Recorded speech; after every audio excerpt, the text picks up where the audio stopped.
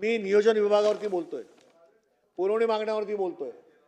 नियोजन विभागाचा एक मंत्री या सभागृहात कोणच नाही आहे, फक्त माननीय भुजबळ साहेब अन्न आणि नागरी पुरवठाबद्दल इथे बसलेत। काय सिरियसनेस आहे सरकारला?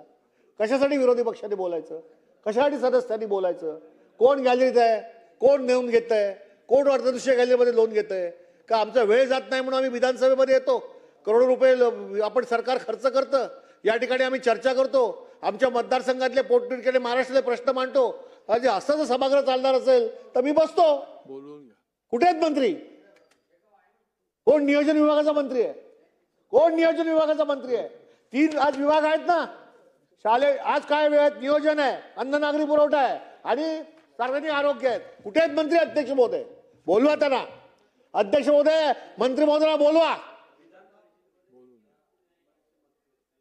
विधान परिषद खाली बोलवा। विधानसभा महत्वाची आहे अध्यक्ष महोदय, विधानसभा ही महत्वाची आहे। विधान परिषदेमध्ये असतील, मुख्यमंत्री देतील, उपमुख्यमंत्री आहेत। आज नियोजन विभागावर चर्चा सुरू आहे, पुरवणी मागण्यावर चर्चा सुरू आहे, आम्ही बोलतोय पोटतिडकीने, प्रश्न मांडतोय महाराष्ट्रातले, ऐकतोय कोण?